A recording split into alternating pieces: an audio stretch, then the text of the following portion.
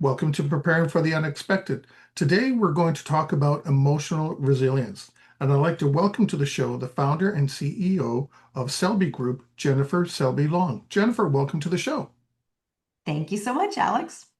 Now, as I say, we're going to talk about emotional resilience today. So I'm going to jump straight in and ask the most obvious question. What is emotional resilience? Well, it's a great place to start. It's one of those phrases that means a lot of different things to different people. But in terms of how we use the phrase, we're talking about that ability to bounce back quickly. We all have setbacks, we all have surprises that we didn't want. We all experience unintended consequences. And so to us, that emotional resilience is defined as the ability to bounce back and to even shift to where you see yourself as surfing through change and things that are surprises to you versus viewing them always as setbacks or something that's negative. Is it always, I'm curious because you said bouncing back. Some people Yeah. don't like that term. They want to bounce forward. Other Oh, people yeah. would rather just have it, return to normal. Does it Mhm. matter the way we defined it? I think it does in terms of how the framing in our own minds influences how we then respond and how effective we are and how we respond to the changed environment. It's very difficult to get things to go back to the way they were. You may be able to get something to go back to the way it was, but most change does not, it doesn't quite bounce back like a rubber band. It continues to change and evolve, and the environment does. I think one of the funniest quotes ever misattributed to Einstein is, if you do the same thing over and over and expect a different result, that's the definition of insanity. And I can say, ha ha ha. Well, first of all, he never said that. But secondly, it's the case that if you do the same thing over and over, things will change anyway because the environment around you changes. The people around you changes this constant thing in your life. And so it is, I think, if anything, it's riskier to think that you can keep doing things the same way. That said, it's going to sound like a contradiction, but a certain amount of grounding or stability or consistency is absolutely fundamental to what humans need.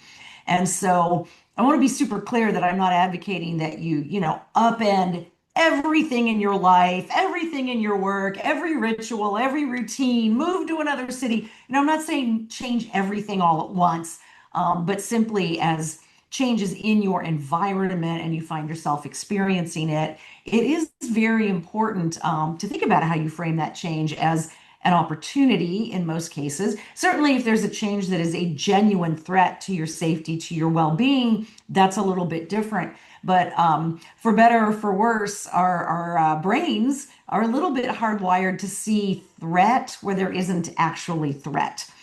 Certainly, our ancestors who saw threat where there wasn't threat were far better off than the ones who didn't see threat when it was there because they were the ones who got devoured by the lions. But, in the modern day, the end result is we do tend to see at times threats that aren't really there. Um, and that's why I say, that reframing, that stepping back to say, okay, is this really a threat or is this just different? And if it's just different, how might I surf this change and turn it into a good situation, an opportunity? So is that one of the attributes of being emotionally resilient is being able to, for clarity's sake, look within to Absolutely. Absolutely. To catch ourselves experiencing a negative thought as a fact, when in fact it's just an opinion, is a vital, vital skill to emotional resiliency. So, whenever you find yourself thinking, oh, well, this is a bad situation, unless literally, I don't know, a bar fight is breaking out around you, yeah, that's probably a bad situation. Run. But I'm talking about our sort of standard work environment here. The ability to catch yourself going, well, wait, is it a bad situation? Or is there a gift in this? Is there something in this that could actually be good? Is there a way that I could learn from it? And at kind of the next level up of emotional resiliency, it's asking yourself many times over, well, what is it that could be good? Is there something I might learn from this that would make it worth it? Is there an opportunity for me to perhaps inspire someone? I think we're all a little short on inspiration these days. What if the way that you deal with a change inspires someone else and gives them a little more hope and a little more confidence for the future? That's pretty remarkable stuff. Even if that situation was challenging for you. I say that particularly for our leaders who are listening in today, because oftentimes, more than anything, what people will need from you during change or in an environment of change is hope. It's that sense that the future could be bright. It's that sense that they could get there, right? That they can do it, that you believe in them. Sounds corny, but it is in fact utterly vital to being able to not only maintain your own emotional resilience, but build it in the people who are looking to you to lead them. Well, let's flip the coin a little bit. How about someone who doesn't look within and trying to find, some level of emotional resilience? How do someone like that, and I guess based on what you were saying, is kind of always seeing the negative in everything. How Mhm. does that person try and turn things around so that they can become, as you said near the end here, a leader that inspires? Yeah. I think what you're talking about there is actually often it's portrayed sort of in the popular press as a personality, but it's not a personality. It's a habit. It's just a habit. And if you've ever had a rotten habit that you managed to kick to the curb, you know this is just a rotten habit, right? A colleague of mine called it stinking thinking. I thought it was a pretty cute phrase, because it is true that you absolutely must start with yourself as a leader. You absolutely must. And if you're unable to recognize thoughts in yourself that need to be reframed, it's because you haven't challenged yourself to do it. And you haven't challenged yourself to do it every day. Geez, it's like playing the piano. Practice 10 minutes every day, you're going to get better.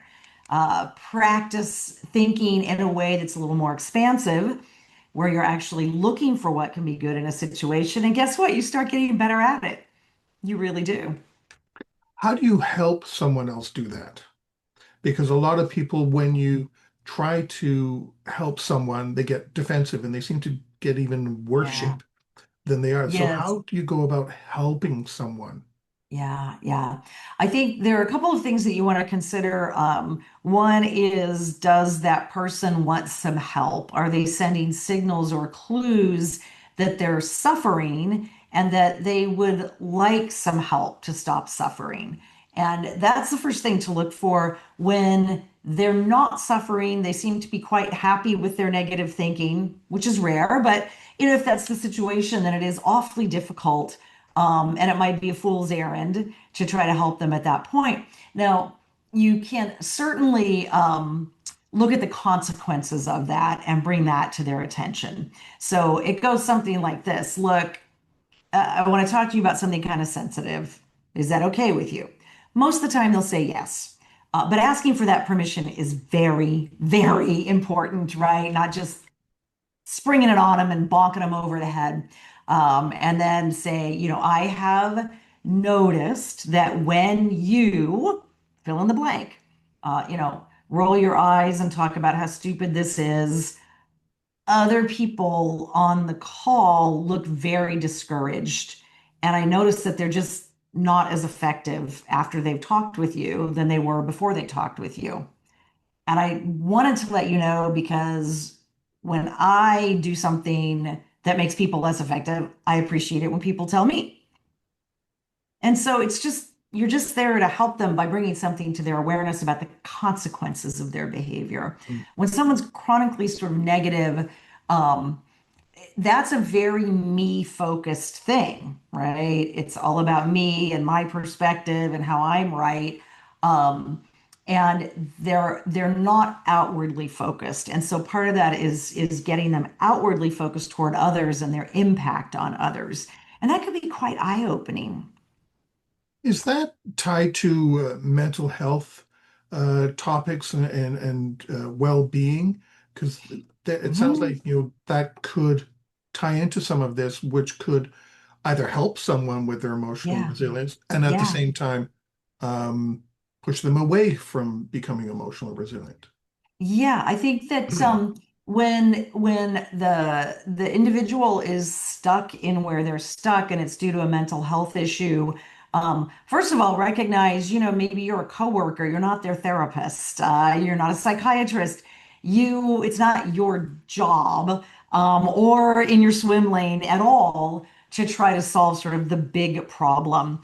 It's your role, particularly if that person reports to you, to ensure that they have really been informed as clearly as possible about the consequences of their behaviors on others and on the business outcome. In all of our businesses, if you have a negative consequence on people, you're going to have a negative consequence on the business outcome. They're not separated, right? They're all knowledge workers essentially in our world. And so if it's one of your direct reports or one of your subordinates, yeah, it's your responsibility to make sure that they understand the impact, and if they need your help to understand the alternative behavior that will work better, and to support them in developing that, yeah, that's all within your purview as a boss. But note that we're focused there on making sure that they understand the behavior that needs to happen and the outcome that needs to happen, not necessarily diving into, why do you think you have all these negative thoughts all the time? Do you think you have a mental health issue? That's really up to the individual, to decide if they wanted to pursue some kind of treatment or exploration or diagnosis, which would again would be completely out of the work environment that they would be pursuing that. But I do think we've become a little too cautious about pointing out behaviors that keep others from being resilient because we worry about, oh, is that entering into the mental health realm? Well, not if you're focused on behaviors, right? It's really, to some extent, I say it's none of your business. I'm based in the United States. I'm American, and I love to say that, one of our most famous leaders was Abraham Lincoln, who through his entire presidency suffered from a severe mental illness. So someone can have a mental illness and be highly effective at work. Someone can have no mental illness whatsoever and just be bringing in a lot of negative framing to people. It's not your job to sort out which is which there. It's your job to ensure that people understand their impact on others if those people report to you and on the results, and to help I, them with new behaviors if you can. yeah, I think that's one of the challenges leaders have is Sure. that so much gets put on their shoulders and Yes. others. You don't Yes. necessarily have to have a management title to have You some of this bet. put on their shoulders. You If bet. you're working with someone, help your colleagues, and you don't, it's difficult to know where that dividing line is Yeah. between Yeah. being someone's helpful friend who listens Yep. to being their therapist who listens. Yes, yeah.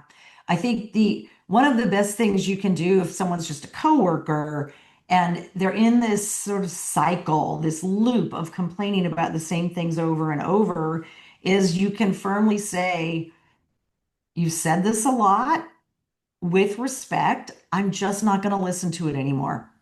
I'm going to ask you to change the subject. You're going to have to find someone else to talk to about it. You're just bringing me down, as a friend." And so that I think that's completely valid. It's just setting a boundary for yourself as a colleague. And sometimes that can be enough for someone to go,